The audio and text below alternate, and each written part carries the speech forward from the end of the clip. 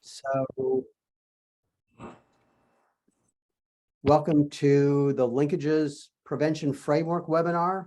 Glad that everybody could join us today. And we're going to be talking about linkages mostly on prevention and early intervention, but covering a little bit about all the primary, secondary, tertiary, and the framework that we have for here today. So I don't know why I seem to be drawing on the screen, but hope that doesn't happen again. I don't know. So housekeeping, and Mia, are you all, can you see, I have like little lines across my screen. Stuart, you should be able to grab the eraser and erase that. I'm not sure.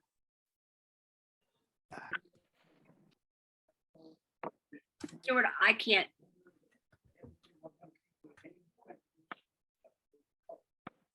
My apologies, everybody. Oh, yeah. I will figure out how to remove it and you can proceed. Or should I just, I'll work on it. maybe I'll stop sharing for a moment and bring up a different version? No, I think it's no, I don't think. Okay, well, if folks will bear with me and ignore oh, looks like somebody erased it for me. Thank you. Anyway, so housekeeping, unless you're a speaker, please mute yourself. Use the chat to ask questions or comments. We'll continue to monitor the chat, and as your questions come up, we will share those with the presenters as time allows. And again, please mute yourselves. And again, as I said, if you could use the three dots by your name to change your name to reflect your program and county or organization. And we have here, for example, Mia CalWorks Placer. So with that, I think we will go on. And the goals for today are to understand the history of linkages and the emergence of the prevention framework, explore the phases of the prevention framework, learn about the linkages 2.0 theory of change that we're operating under now, learn about the work of the linkages prevention and early intervention work group, hear about the CDSS commitment to linkages for prevention framework and how it fits with comprehensive prevention planning, the work that's going on in all of your counties, and share your commitment to and examples of existing linkages, county linkages, prevention and early intervention work. So got a jam-packed agenda and a lot of stuff to cover. So with that, I am going to turn it over to our project director, Dana Fabella. So Dana, take it away. Thank you so much, Stuart. Again, as Stuart said, I'm Dana Fabella, the Linkages Project Director, and I know many of you from our first iteration of the project when it was under the federal grant is when I started. However, our history starts before that with linkages. Next slide, Stuart. While we have the year 2000 to 2004 when we began implementation, the truth is it actually began in 1999 when a group of folks from the Department of Social Services and county representatives from the County Welfare Directors Association went to El Paso, Colorado, and they went there with the through private funding that funded a visit because the funder wanted us to hear about what was happening in El Paso, and that what they did is they were being very creative and using at that point in time TANF incentive, and they wanted to use those funds to sort of to coordinate services between the CalWorks or the TANF program, we call it CalWorks here, but between the TANF program and the child welfare program. So folks got excited from that trip and came back in 2000, and the funder then funded actually sort of the policy development work that they worked on for a couple of years under the California Center for Research on Women and Families in partnership with the Department of Social Services. They did policy development for about 2 years, and then they started the funding. Then I think it was 2003, funded 13 pilot counties to start testing some of the policies that they had developed. So, and we're still actually using now some of their work from that year. The work plan that I'm asking all the counties to send was really developed with the idea of those areas that you need to focus on if you're going to implement this change in coordination between these two very important programs. In 2004, the program was transferred to our organization, CFPIC, for implementation and to add volunteer counties. So at that point, we added about another 17 counties to the work that had already started with the pioneer counties under the original grant. When the funding ran out in 2006, we applied with the Department of Social Services and OCAP, Office of Child Abuse Prevention, for a grant. And that federal grant we got, we were rewarded, which is the Linkage, the CalWORKS and Child Welfare collaboration to support children and family. I'm sorry, hold on.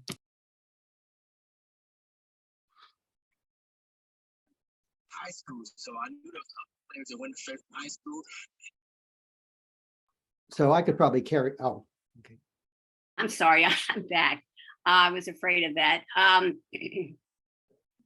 So in those, in the years that through the federal grant, we really, one of the things we focused on in the federal grant is what we call tertiary project right now, which was the coordinated case planning between the CalWORKS program and the child welfare program, in particular, families that were on welfare to work and had a child welfare open case. So the mutual families were the focus. And during that time, we also were able to, the project was able to get past AB 429 with the help of CWDA, which allows for the continuation of supportive services on the CalWORKS side if a family, a child was removed.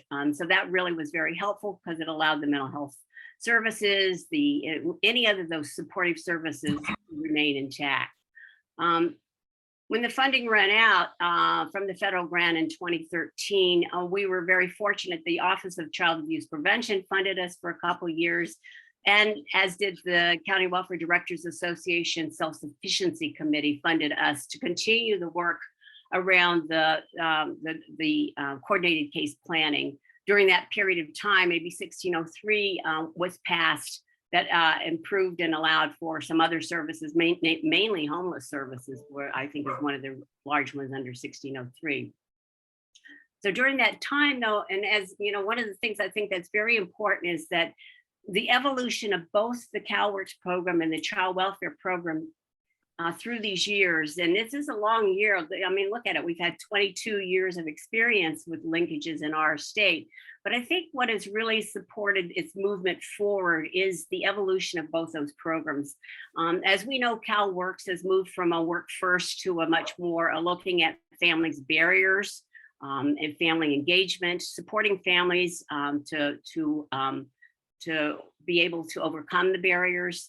Child welfare has really started looking very much more intensely at front end prevention. How can we do more work to prevent children from coming into care? And I know some of this was, the impetus, of course, was under the continuum care reform, which really is really trying to keep children in home-like settings. So why not keep children in their own homes?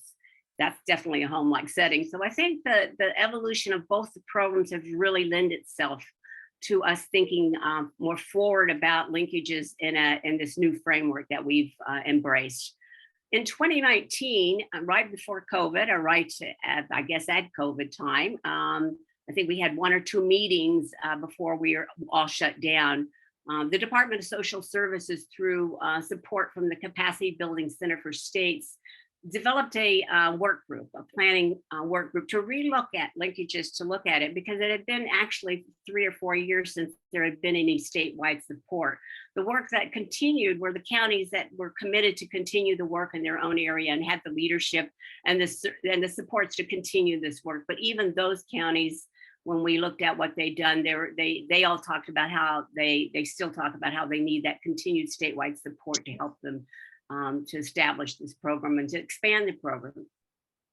So through the COVID years, CDSS reestablished that commitment to linkages and developed work groups. And one of the major things that happened during that time is really the endorsement of the prevention framework and the development of a theory of change. And I'm going to talk about that prevention framework in a moment. But work groups were established, the prevention one and early intervention one that we'll be hearing more about. the family maintenance and family reunification with the focus on coordinated case planning, the evaluation data subcommittee, and the transitional age youth subcommittee. So those work groups went on for a couple of years in the middle of COVID. And then in 2022, the Department of Social Service funded CFPIC to support linkages and this new framework. While the framework really is a primary, secondary, and tertiary, today we're going to really focus on the primary and secondary strategies.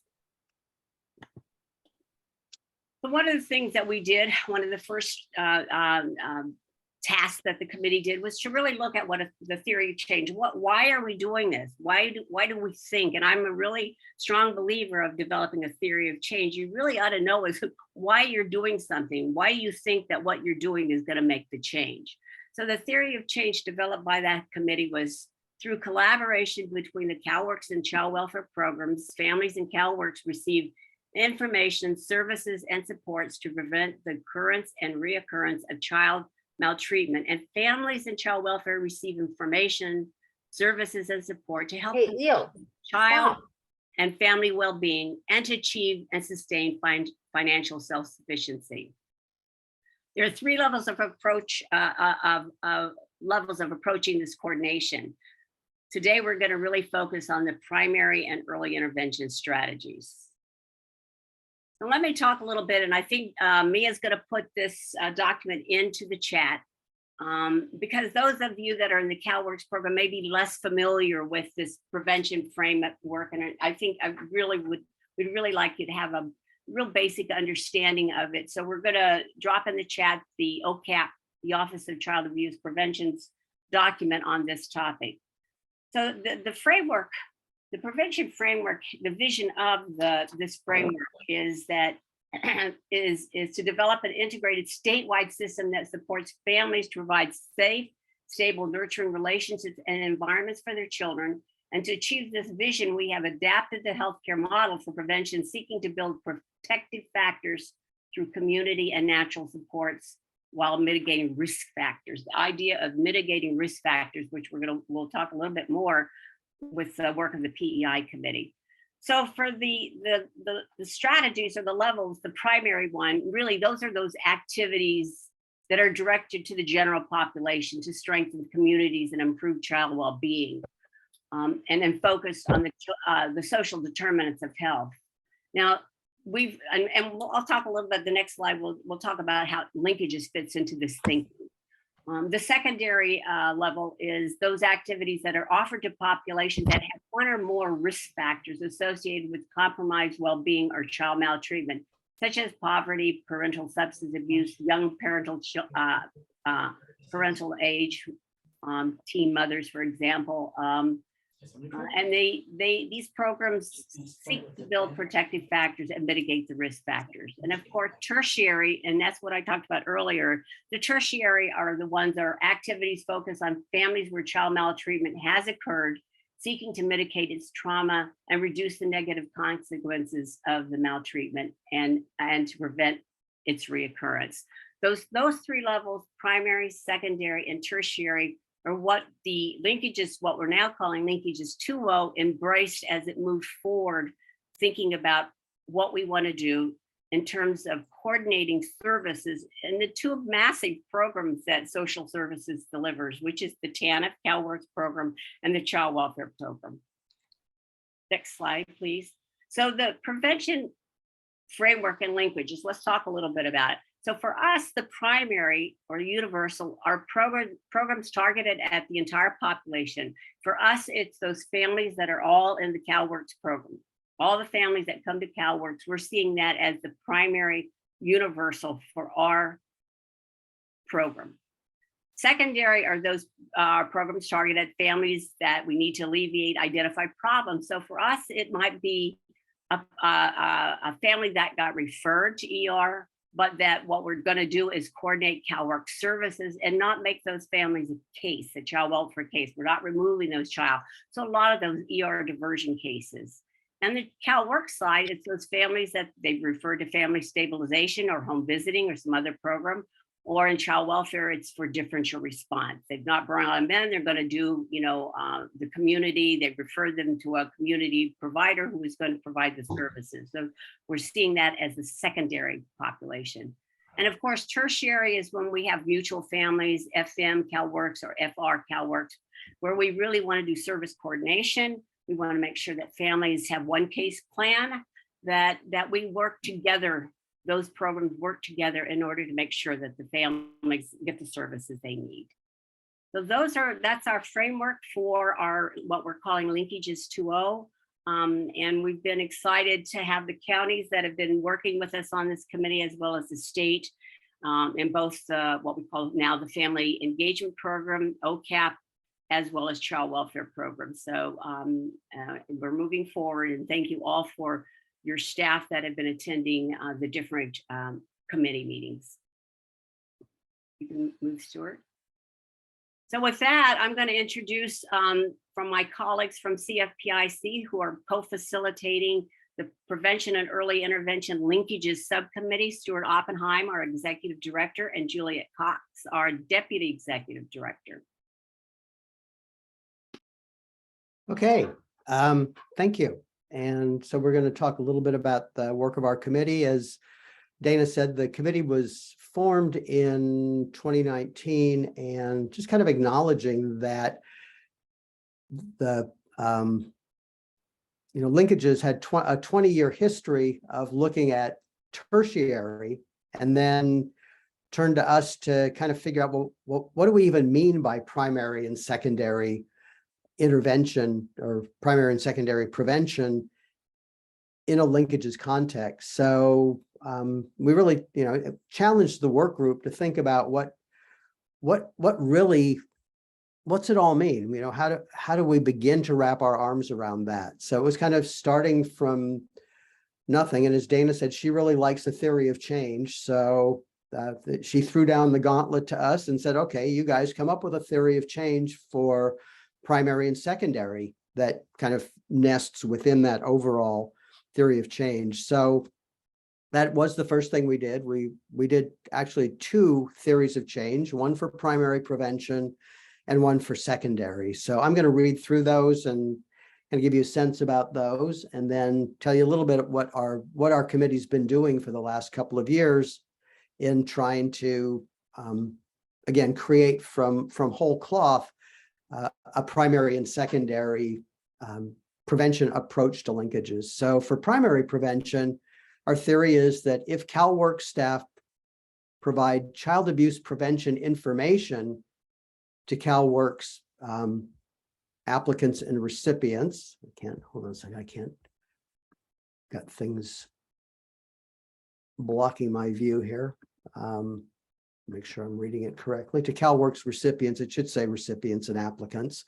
And the families receive services to address potential barriers. So again, we're defining, for the primary prevention, we're defining all CalWorks recipients, irrespective of whether they have any risk factors or barriers, but we want to get information out to all of them. And if we provide child abuse prevention information, then families will have the opportunity to increase parenting skills, increase financial stability, increase housing stability, increase resiliency, and increase child and family well-being, so that families can provide safe, stable, nurturing relationships and environments for their children, and there will be a decrease in referrals of CalWorks families to child welfare. So it's, again, starting with that whole population of CalWorks recipients and applicants.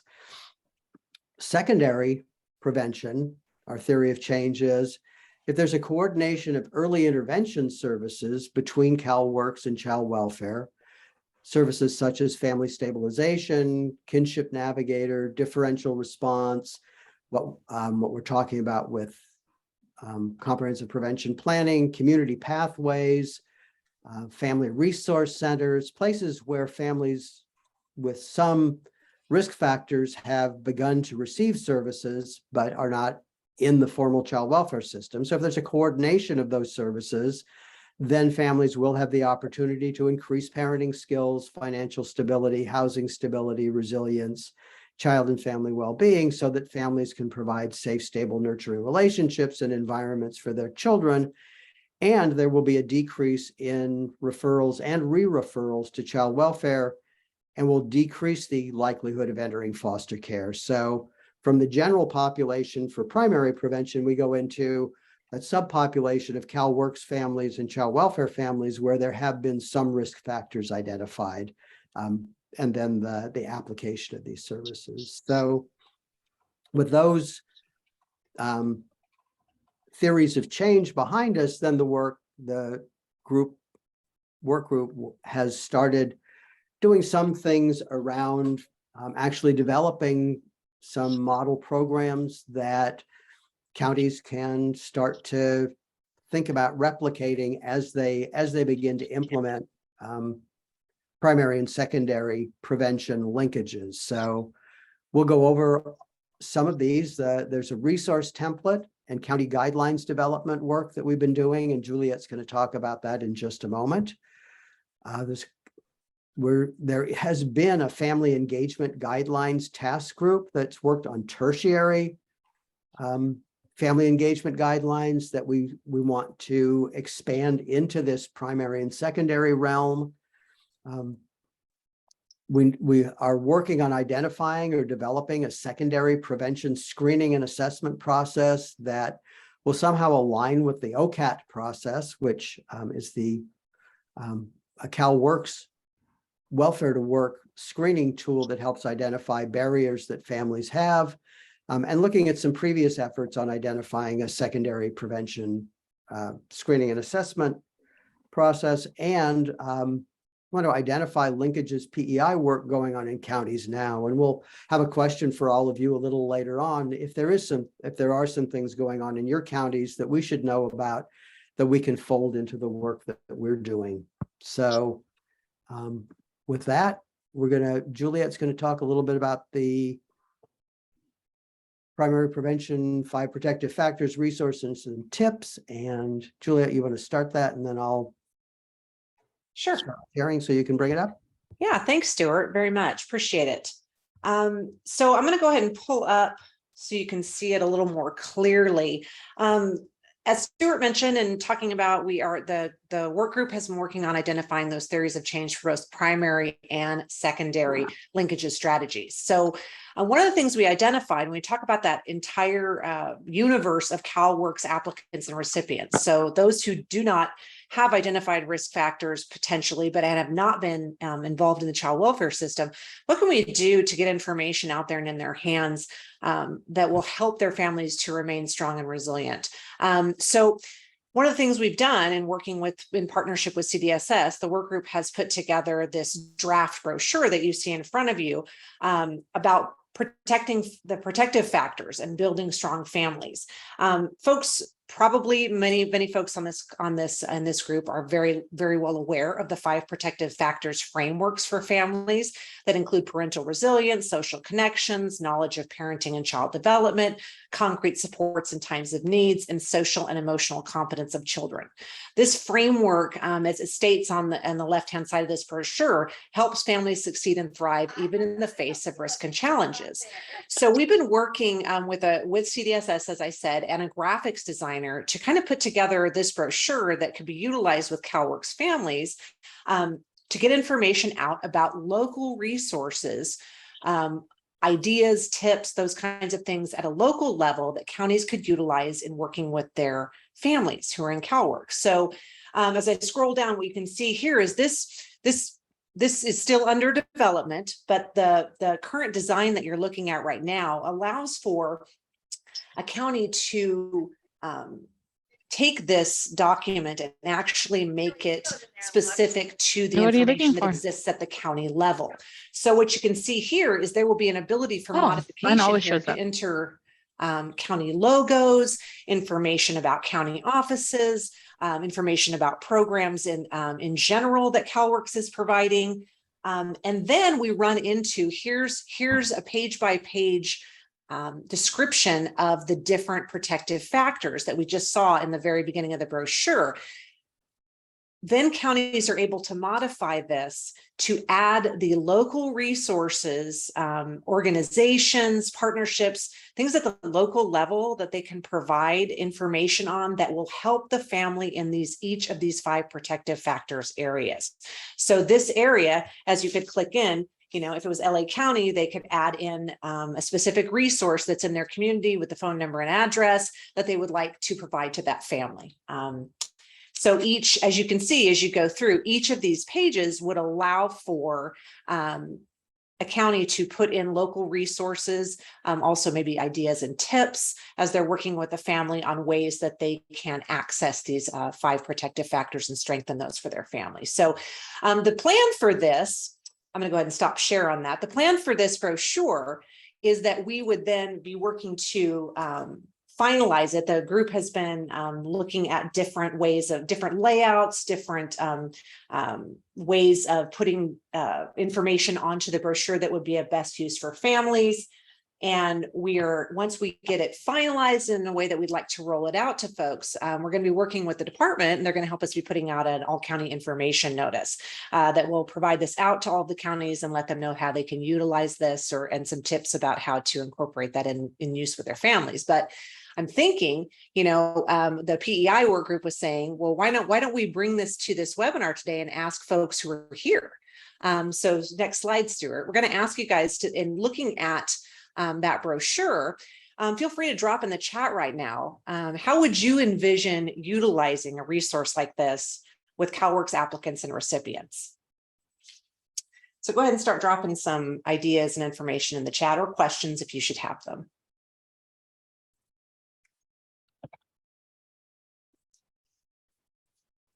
Okay, so I see folks saying, will it be available via an app?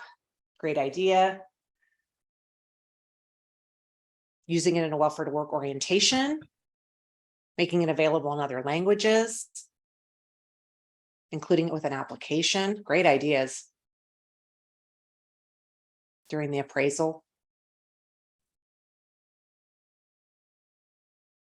Yeah. Some really great ideas, Juliet, coming forward. Yeah, I see that. I utilize it with my differential response clients to go over it when making home visits. Yeah, so just a wealth of ideas coming through, and this is great. Keep them coming. This is exactly what we wanted to see, is to get some input, because when we and some ideas or questions you might have, we might need to take back and consider when thinking about finalizing this.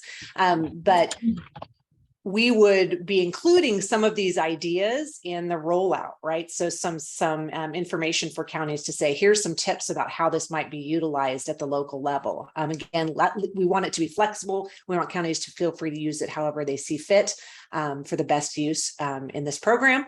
But great, thank you so much for that. So moving on to the next piece. Okay, so we talked a little bit about primary. That's one of the things we've been working on in terms of creating this brochure that we'd love to roll out very soon. So stay tuned on that. But the group has recently been grappling with this whole idea of how do we think through linkages, secondary prevention, and early intervention pathways for families that do have identified risk factors. Our CalWORKs families that do have those identified risk factors. So I'm going to bring up, you just saw a quick on your screen screenshot of this. I wanted to make sure to have this a little bit larger so you guys could take a look at it a little more in detail. What we've been trying to think through, as you can see on the left-hand side of this flow chart, is our families that enter into the system, into the CalWORKs side of the house. On the right-hand side of the chart, you can see the child welfare services entry points. So on the child welfare side, really quickly, as you can see, a child welfare services referral may come in, or there was a SDM, a risk assessment that is conducted, potentially if they're low risk. I mean, there's all sorts of factors that go into making decisions here, but potentially if they're low risk, they may be referred through community pathways or through differential response to some early intervention services. If they're moderate to high risk, they likely may be formally put into a child welfare services case, and services are provided through that avenue. But switching to the other side of the house, when we think about those CalWORKs families with identified risk factors. So a family would come in, they apply for CalWORKs. This is the kind of like to be determined screening process that Stuart was talking about earlier. So if we were screened up for, there's obviously a screening that's done at intake. There's something that's done at intake to determine if this family is going to qualify for CalWORK's a cash grant. So this grant decision gets made. We've been talking to the PEI committee about, some of those families. The decision is we can divert that. We can put them into a diversion program, keep them out of CalWORKs and provide them with some safety net services or some funding that will keep them one time and keep them out of an ongoing case. And then we have those families that do qualify for CalWORKs. And so they're open to CalWORKs. And then there's this further assessment about, are they welfare to work eligible, right? So we have welfare to work eligible folks, yes. And those, as we know, are given an OCAT, that online comprehensive assessment tool. I think I said that correctly. So they go through the OCAT assessment, and the OCAT assessment is gonna realize, what are those work barriers? What are those barriers to them going to work, right? And those that are identified, we're gonna refer that family over to those services, those family stabilization services, those family home visiting services, those things that family needs to stabilize them so that they can become welfare to work, become able to work. However, we have as we know, the population gets smaller and smaller, right? From those applicants through the screening down to welfare to work. And so you have this small population of folks who are CalWORKs who are involved in welfare to work, but we have a whole universe of families, or a lot of families here who could utilize some services, right? Who might benefit from receiving some early intervention services to keep their family strong. So those welfare to work non-eligible families, what the PEI work group has been working on and looking at this flow chart is, are there risk factors identified for those families? And if so, are there pathways to those early intervention services you see in the middle there? Those family resource centers, community pathway through comprehensive prevention planning agencies, domestic violence programs, SSI advocacy programs, homeless case management services. And I mean, the list would go on and on, but trying to identify some ways that any of those families that come in, would they benefit from some early intervention services that might keep them out of the child welfare system if we could get some services to them up front. So that's another thing that the group has been working on. This is definitely a work in progress. And we realize that, things look different county to county, services are different offered from county to county. So we're still grappling with this a bit, but we did want to give you guys kind of a preview of what we've been working on, because we would love to finalize something that, lays out some early intervention pathways for linkages that we could get out and share with folks as well.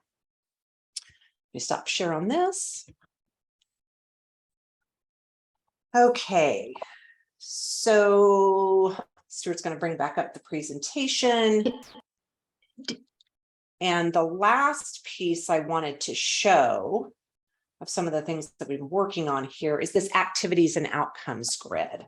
So I will pull up a larger piece of things so you can see this as well. Hopefully that's a little bit larger for folks. But so in addition to what the Linkages PEI committee has been working on around that primary and secondary prevention pieces we just talked about, this is actually a table that's been put together by the Linkages Evaluation Data Committee, right? So the Evaluation Data Committee has also developed this activities and outcomes grid, if you will, that really kind of just unpacks what we just talked about in our previous slides, right? It talks about the level of intervention, primary or secondary, the strategies for those engagements with families, describing that, what the activities would be at those different levels, and then what we would like to see as the potential outputs, outcomes, and impacts, both short-term and long-term, for families that receive those essential activities of these different levels of intervention at primary and secondary. So as you can see, many of the things that you just saw maybe on that flow chart that I was going through are identified here. The PEI committee was just invited by the Evaluation Data Committee to review this and give our thoughts on how how into this activities and outcomes chart to say, how can this linkages prevent primary and secondary work be measured, right? Because that's what they're trying to capture here.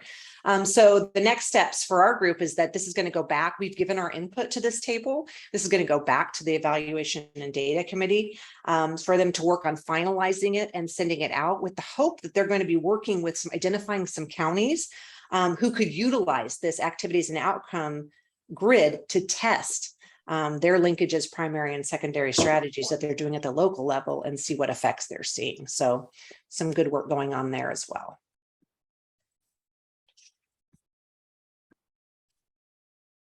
So now that we've shared some of the different activities that have been going on and some different things that are being planned, we'd like to hear from you. We're going to try something new here. Mia is going to drop into the chat a link to a Padlet. I don't know if folks have used Padlet before, but what you're going to do is when Mia drops that link, which she has dropped now, go ahead and click on that Padlet and answer this question.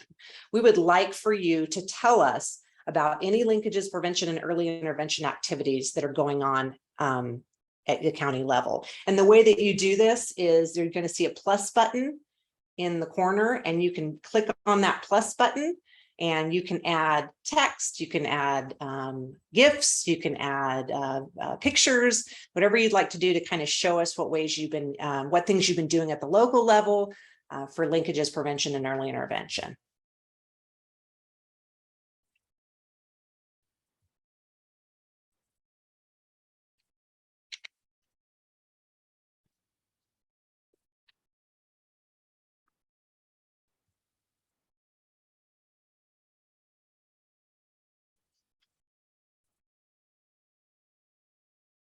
Juliet, can you show us where the plus button is? Can you show us on your screen? Because I'm not seeing it. That lower right-hand corner? should Oh, be. the lower right. I'm sorry, I thought I heard upper. Yes, I see it now. Thank you.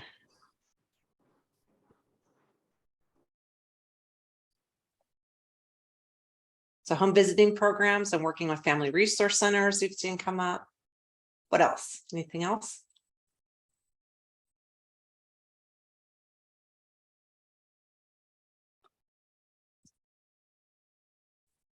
Or even things that people may be thinking about doing. Yeah, good one, Stuart. Yeah. Things you'd like to see us start doing. There you go. Here they're popping in.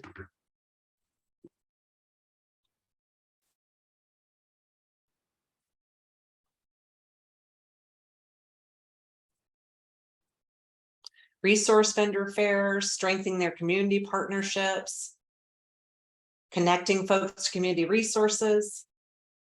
Yeah. Working with voluntary family maintenance folks to prevent removal. Yeah.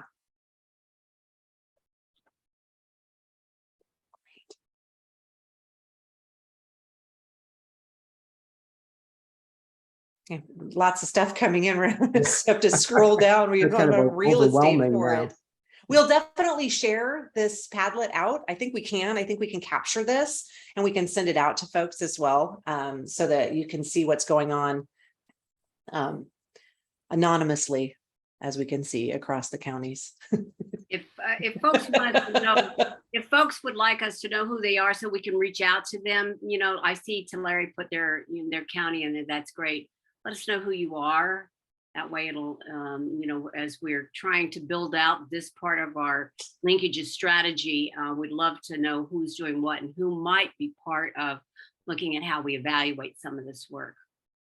Yeah, it's a really good point. I think at the end, we put up your email. So if folks could email us again, as you saw in our work plan for this committee, one of the things that we want to do is we want to make sure that we capture work that is going on.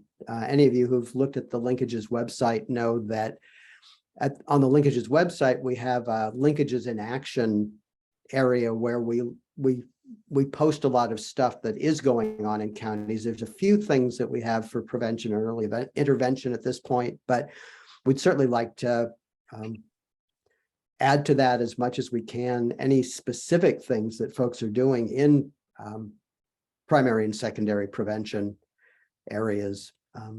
Yeah, and there's a lot of exciting stuff being posted here, Stuart, that we Yeah. have some great activities going on at the local level. So we'll keep it up for about 1 more minute and then we'll stop share on the Padlet and move on with the rest of the presentation. But if anyone has any last linkages prevention or early intervention strategies they're either doing or thinking about doing or planning for in their county that they'd like to put in, please share.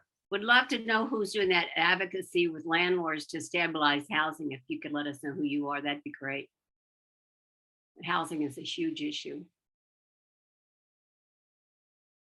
Yeah, we know that. I mean, we can see a couple of the counties, Tulare, Madera, San Bernardino, Kern, folks that have done some great work. So, so Claudia raised her hand. We generally don't open it up for questions. If you have a specific question or comment. No, I just wanted to say that that was me, the one that provided advocacy with Oh, downloaded the thank you study. so much. What county is that? I'm sorry. Santa Clara County. Oh, Santa Clara, of course. Wonderful Santa Clara. Thank you. Wonderful. Thank you so much.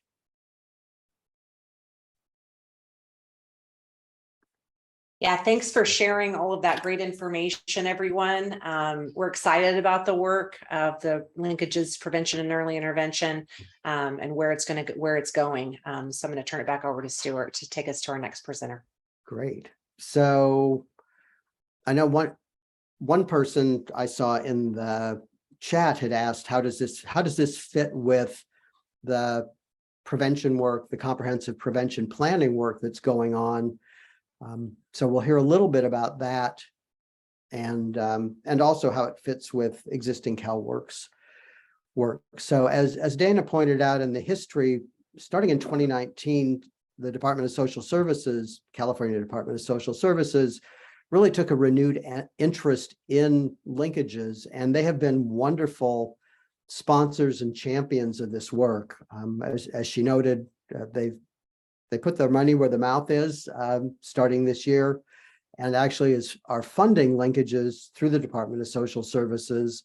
But we have some great champions and advocates that we've been working with in this work. So Damian Ladd from the CalWORKs Family Empowerment and Engagement Division and Hillary Conrad from the Office of Child Abuse Prevention are just wonderful, excellent partners we've been working with. And I'm excited to be able to have you hear from them about the work, how they see this linkages work fitting in with the work that they're doing in their bureaus at the Department of Social Services in helping the state improve the lives of families and children across the state. So with that, I am going to turn it over to Damian. I hope. I don't see Damien here. Okay. I don't know. Well, I guess we'll move on to comprehensive prevention planning. We'll move on to Hillary, and I'll check my email and see maybe he has a problem coming on or whatever. So anyway, Hillary Conrad, who is the Chief of the Office of Child Abuse Prevention at Department of Social Services, is going to tell you a little bit about the comprehensive prevention planning efforts and how those fit in with linkages, or how linkages fits in with that. So Hillary, I turn it over to you. All right, thank you so much, Stuart. And I'm very happy to be here and be able to share a little bit about the effort that is happening in the Department of Social Services, specifically in the Children and Family Services Division.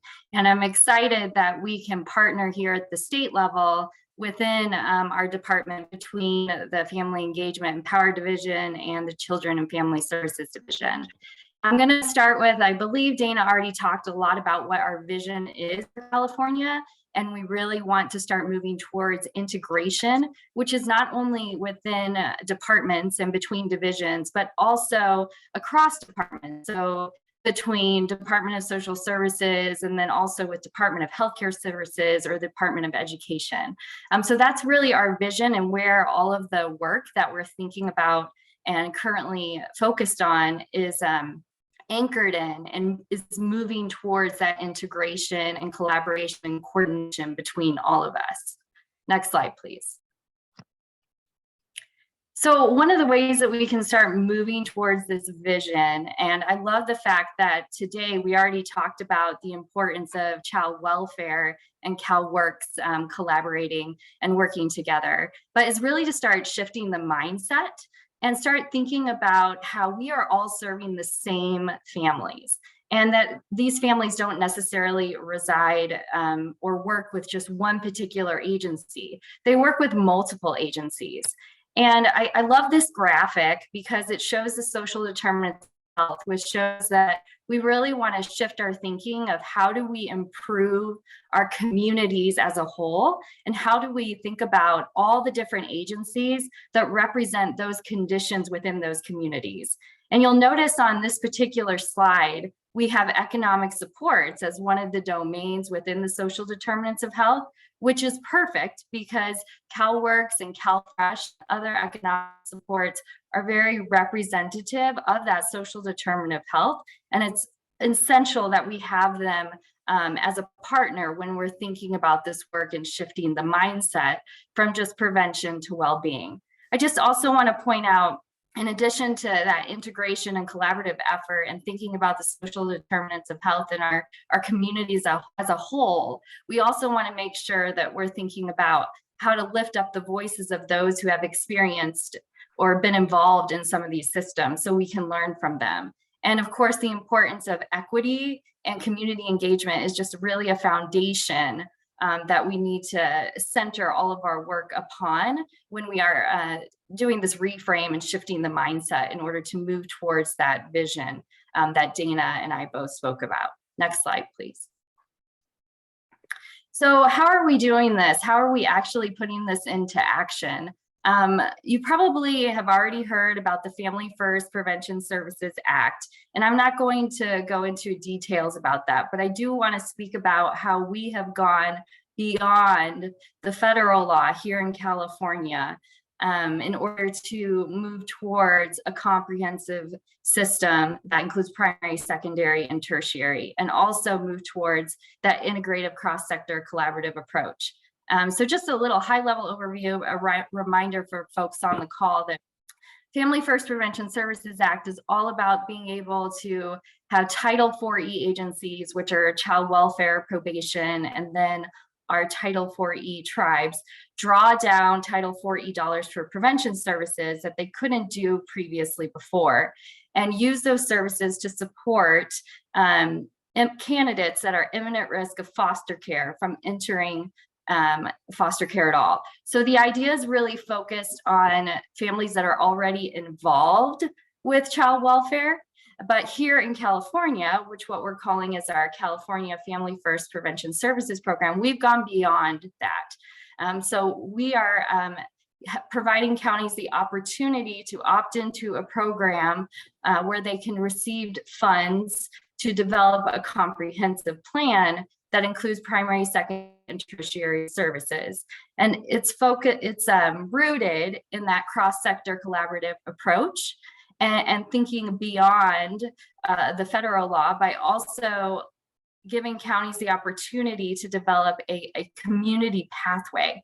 So a way for them to reach families sooner through community-based organizations. That could possibly be through CalWorks even, that CalWorks folks could refer families over to community-based organizations that are doing assessment for these potential children to receive these services.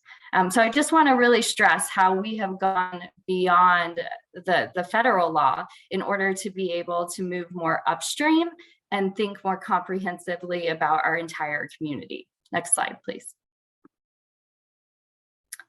So one of the key pieces you've heard throughout today is the importance of integration and cross-sector collaboration, not only between CalWorks and child welfare, but between other agencies that are representing the social determinants of health, or also have already experienced these systems and can provide valuable information to this planning process.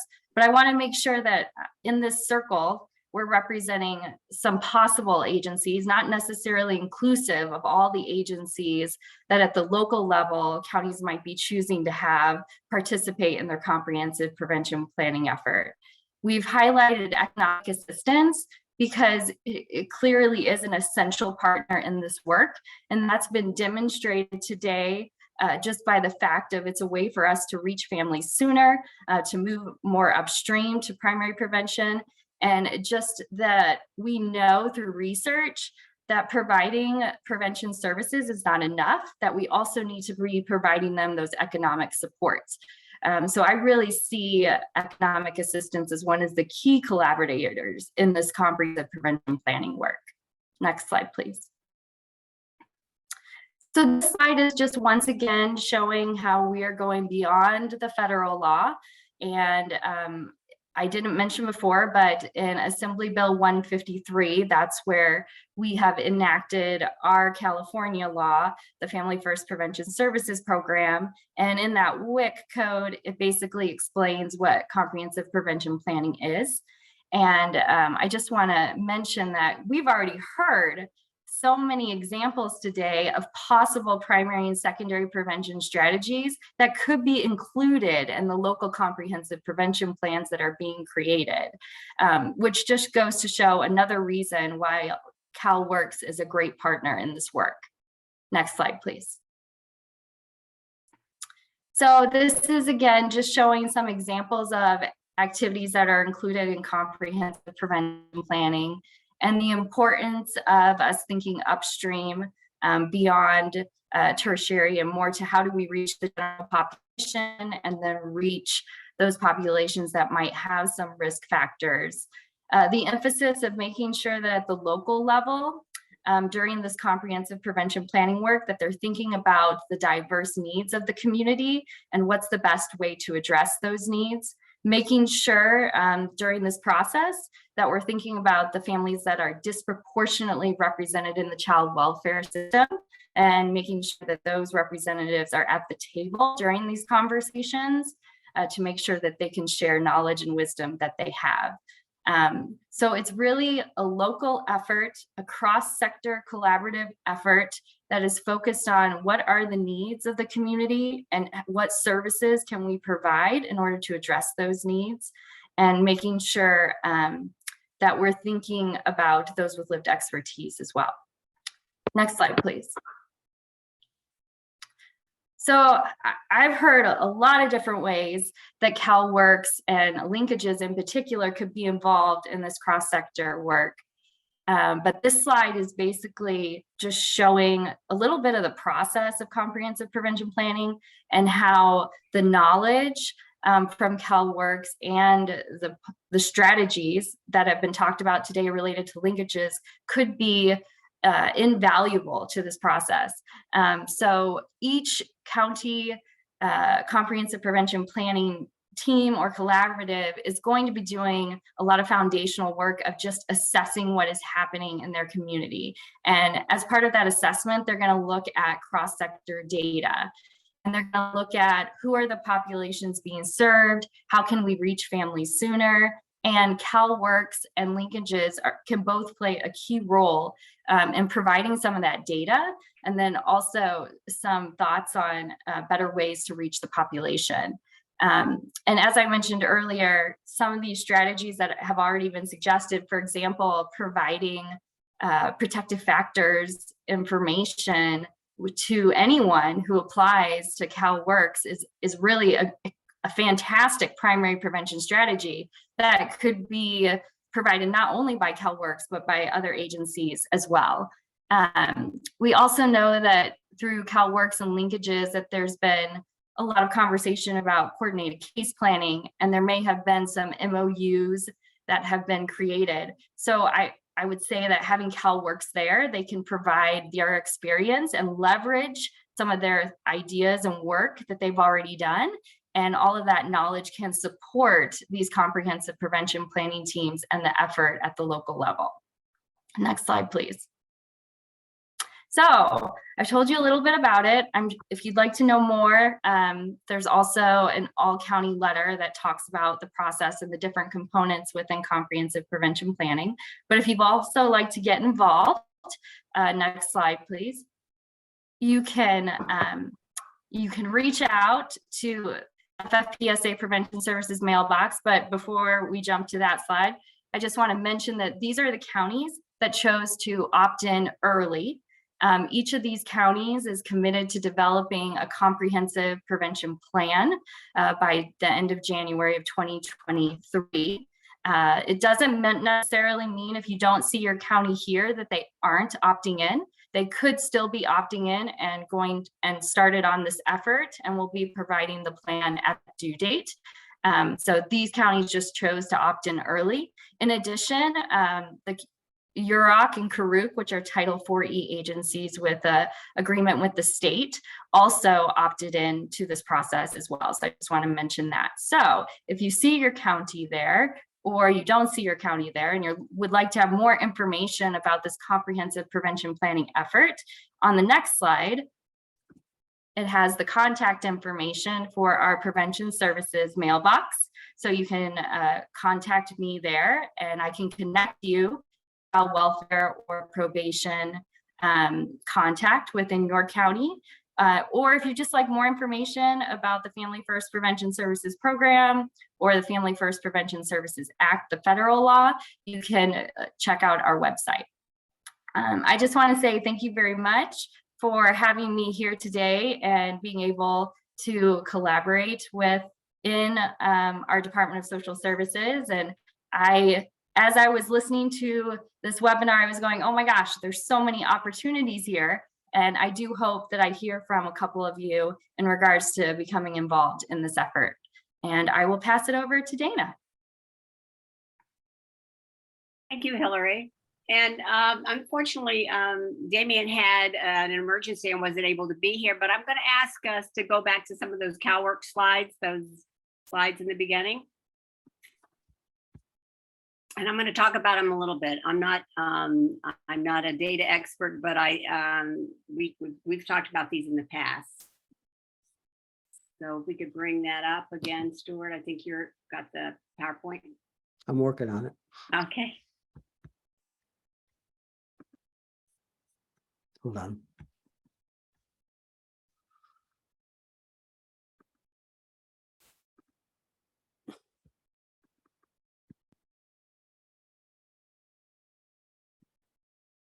Okay, there we go. All right. So next slide, just thinking about CalWorks. So one of the things that we know, and it was really one of the impetuses for the whole beginning of the Linkages project back in 1999 and 2000 is the known fact that poverty is a risk factor. So long-term exposure to the stresses of poverty affects adults' core capabilities, such as organizing, planning, self-control, monitoring, resulting in risk factors for child maltreatment, along with the fact that we know that living in poverty, there's environmental factors that impact the family that cause risk and a risk factor for child maltreatment. So by CalWorks providing cash aid and employment services to families, they become an essential partner for the primary, secondary, as well as the tertiary prevention approaches. And we know the tertiary because we do that coordinated case planning, but in primary and secondary, as we've heard today, the provision of financial support, as well as the supportive services and other services that this CalWorks program or the TANF program provides is essential in order to help stabilize families. And some of those services are family stabilization, domestic violence and behavioral health, mental health services, substance abuse, housing assistance are some of those services that the CalWorks program provides. Next slide. So one of some of the data, the crossover data that the Department of Social Services provided is this Q3 calendar year 2021. And I think what's very significant about this data is when you look at the crossover population, CalWorks had 820,000 recipients, and child welfare had 328 clients that were referred to child welfare, but the match of those clients were 44,000, almost 45,000 were linked between the two populations. While that's only 5% of the CalWORKs population, that is almost 14% of the child welfare population, and that's pretty significant. And when you look at what happened with that 13%, those 45,000 almost recipients, 19,000 of them were evaluated out. In other words, they had risk factors, but they were just evaluated out. And then 31,000 were referred for investigation. So that's a large population that we could be doing prevention and early intervention work with. And so for me, it really supports the idea that we needed to move our program this way and not just look at tertiary, but look at those families at risk. Next slide, please. So this data, I think, is also significant and very interesting. This is the CalWORKs Child Welfare Crossover population that shows that of the 4,318 substantiated victims that were on CalWORKs, 3,913 had mothers or fathers identified as the perpetrators. So those were sort of those parents. How did he put it? So those unique parent perpetrators on CalWORKs, 280, 28% had previously been victims of substantiation of abuse and neglect. So we're talking about recidivism, we're talking about intergenerational abuse. So it really does speak to the need of looking at how we look at families in our system and provide really family strengthening, looking at mitigating the risk factors that lead to the maltreatment. So I think that's interesting and important data for us to think about as we move our programs forward. So I think we have one more poll we're going to ask you. So this is a poll. Mia's going to put this poll up in a moment. So what I want you to do is tell us, let us know, is your CalWORKs program, is CalWORKs included into your comprehensive prevention planning that's happening now? Yes, no, or you're not sure. And I'll let you go ahead and do that, and then we'll do the next one. So is CalWORKs included in your comprehensive planning now? It's like unsure.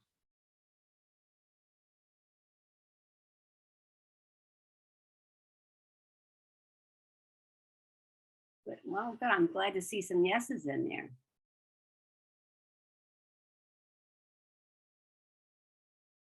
So we asked the question of CalWORKs, and also is Linkages part of that? Is your actual Linkages program, those of you that have active Linkages programs? We have many of our former, what we called our pioneer, or folks that came under phase 2 that are continuing Linkages, and we have some new counties as well.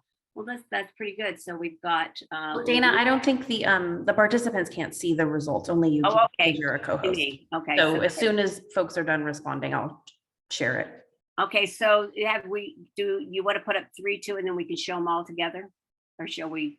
All the questions are on there. You just have to scroll down. Oh, I see. Mhm. The third one is, will you, if not, will you bring this information to your prevention planning team?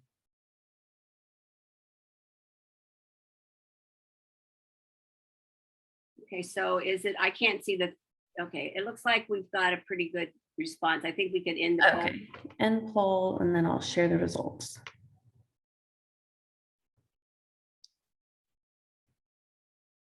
There you go. Okay, so folks can see the results now. Is that right? I can't see it on the screen. Can folks see it? Yeah, so we can all see them now, Dana, and it looks like there's lots of folks that have included CalWORKs in their prevention planning effort, about 38%, and then, but there's almost half who are unsure about that, so when you think about looking ahead to see if folks are willing to bring it up to your team and include them in the future, we've got 64% of folks are willing to do that. So I think people are clearly seeing the opportunity here and the benefit of making those connections. Great. Well, that's good. That's what we were hoping for. And we thought our timing was really pretty good in terms of you've got your comprehensive prevention planning team working on the prevention plan now. So if you want your linkages part of it, I would definitely, if it's not part of it, I would definitely reach out to whomever is your team leader or your child welfare director or your who's leading it in your county. And I think, is that correct, Hillary, that the child welfare director has got to be part of the lead on comprehensive prevention planning? It would be, I would say child welfare leadership, not necessarily the director, but it's child welfare and probation or one or the other. And then also UROC and Karuk are doing their own prevention planning efforts. Great. Okay, great. So anyway, that's we encourage you to, because we think it fits perfectly with prevention planning and that it really brings together the programs that are within one agency that don't historically coordinate as well. And I know that's not true of everyone. Most counties have CalWORKs and child welfare in their same agency. I know LA has two different agencies, and that always lends to a challenge. But I would hope you all would again reach out to your child welfare leadership around that. Okay, with that, I think that's it. Dana, we had one quick request to just go back to the previous slide before the poll for a moment. I think to maybe grab those contact information for folks for a minute. So, and then I just wanted to say one quick thing, Dana, if I could, before, and that's just, I mean, I think what's been really kind of eye-opening about the webinar today is that, whether you have a linkages program up and running or not, just the idea of connecting CalWORKs to the prevention planning efforts that are going on right now in California. There's such momentum there that it's such a great way to start thinking through those collaborative opportunities anyway. And so it really gives some leverage to linkages efforts that maybe kind of stalled out a little bit in your county for whatever reason, because of the pandemic or staff turnover or whatever. It just kind of provides a new spotlight onto the opportunities for leveraging resources, for working together for vulnerable families, and really building that resilience and strengthening those families over time. So I think the wheels are turning out there, just given what's been rolling through the chat here. I think everybody's starting to see the connections. Thank you so much, Leslie Ann Hay. And so for those of you who may not know Leslie Ann and I was my partner in all the linkages work from the very beginning. So Leslie Ann Hay continues to work with me on the linkages project. So thank you for that very much, Leslie Ann. Please put in the chat anything you'd like to. We're going to save the chat. We'll go through the chat. We'll look at your suggestions and your ideas. You asked some questions we may not have the answer to, but they'll generate us to think about this. There were, questions about, is this going to be included or something else? But we will, as I said, put it in the chat, and we will definitely save it. So let me talk to you a little bit about what's next. And you will get a copy. Everyone will get a copy of this PowerPoint that registered. We'll send it to all the registrants as well as to the linkages coordinators. All counties that are part of the linkages news 2.0 have given me names of their coordinators, one from the CalWORKs side and one from the child welfare side. And I think I have 30 counties that have joined the new Linkages 2.0 strategies. So what's coming up? One thing, we do a quarterly newsletter. So we'll have in September, the quarterly newsletter will be out. And on September 29th, and Mia's going to put the registration flyer in the chat. So we'll have what we call peer sharing on this topic, how we do our webinars now. We do a webinar you don't have a chance to talk to one another during the webinar. It's very didactic. We give you a lot of information, but the next month, what we do is we have a peer sharing opportunity where we can break you up either in county sizes or in topic areas. So we'll do that on September 29th. I think that's 1:30 to 3. And in October, it's to be announced, to be determined, is we'd hope to do a linkages in AB 135. The implication for linkages, like as many of you know, AB 135 was trailer bill language that allowed the continuation of the grant if a child is removed under certain kinds of circumstances, just like AB 429 allows for supportive services, as long as there's a coordinated case plan in place, and the plan is to return the child home. And I think it's a 6 months time period. In November 30th, 12 to 12/2, we're going to have an in-person linkages convening at the Hyatt in Sacramento, and we'll be featuring some of our, the work of what's going on in the county. So all the counties, I've asked them to, the coordinators to send me their work plan, so I'll know what everyone's working on, so that we can kind of tailor the convening to meet the needs of the convening, the counties, in order to promote best practices and to learn from one another. So any questions you have regarding linkages, please email me at dana.fabella@cfpic.org. I really have appreciated working. I see names that I've known for many years, people that I've known for many years. I really so appreciate your commitment to this strategy. And thank you so much for all you've done, and just keep and stay tuned. The question, I see a question around the ACL on AB 135. It has not been released. That's part of the reason that we're waiting to see when it's released. And we'll have, if it's not released by October, we will not have we won't have that webinar in October. So we're waiting to see how that works out. So with that, I think that's Dana, it. Thank you. just one other thing, if people were really excited about the Prevention Early Intervention Committee, they could reach out to Juliet, me, or you, and just let us know. We have a great committee, but we could always use more county participation. So if you don't mind kind of adding that to is there anything that people would like, anyway, if people are interested, let us know. That's great. There's a hand up, Dana. I think we're ignoring the hand up. Is there? We've encouraged people to. I think that Robert put his question into the chat Yeah. as well. Yeah, we're encouraging, on these, we really encourage people to use the chat. So we'll look at that, Robert, in terms of, we don't know EVPs that CalWorks or Linkages is currently utilizing. So we're hoping, in fact, that we can develop some evaluation of our own. We don't have any strong evaluation. We have some evaluation of previous Linkages work, but we're hoping that we can actually strengthen that this time, and we'll see. Okay, with that, thank you all. And again, as Stuart said, please, let us know if you want to participate on that committee, or if you're interested in participating on the evaluation data committee.